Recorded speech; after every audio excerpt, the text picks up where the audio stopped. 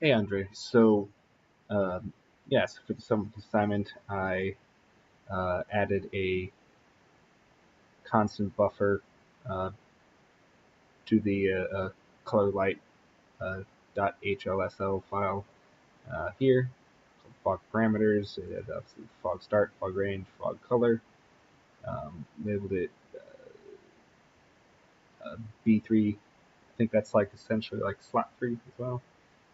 I'll double check that. So yeah, down here, essentially just got rid of um, the parameters automatically being set so that they wouldn't overwrite whatever parameters were being passed in.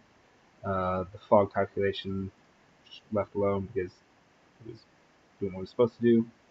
And in the shader color .h, I added a send fog parameters function, also a struct to store the fog parameters and a pointer to that structure. Or sorry, uh, a, a buffer pointer, uh, which I would then use to store these or put these parameters in or put the data in. So let me see.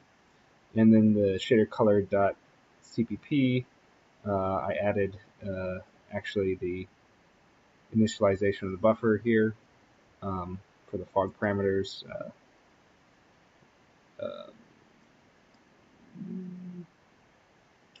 and then going down to the here's the send fog parameter function, um, and this is the where you update the buffer resource, and of course, not of course, but I in the set to context I have like default parameters and a default set to context, so that and I have the fog start at like 1,000,000, so therefore essentially nothing's gonna have fog on it because nothing's beyond a range of 1,000,000, and even if it was beyond a range of 1,000,000, you couldn't even see it. It'd be less than 1 pixel. So yeah, and let me get rid of those.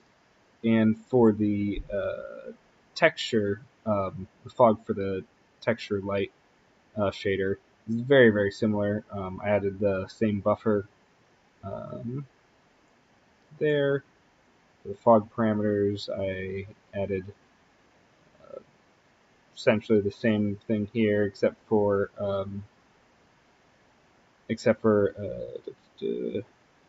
before doing the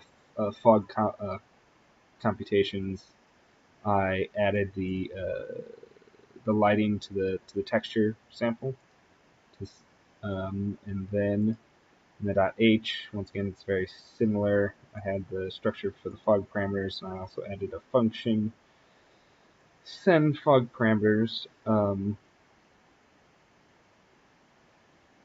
Yep.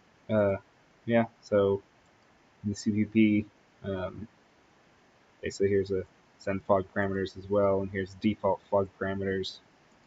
Um, yeah, that's about it. And then just to show that it works. So here is the code for the plain old color light. Let's watch the fog work here.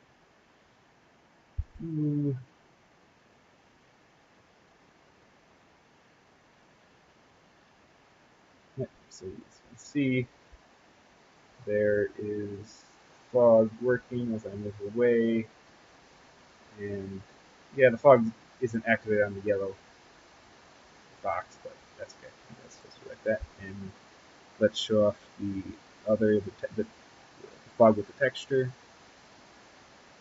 So let's comment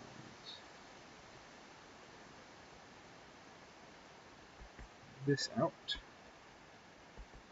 and let's uncomment. This is the this is the as you can see, this is the texture light shader um, with the fog.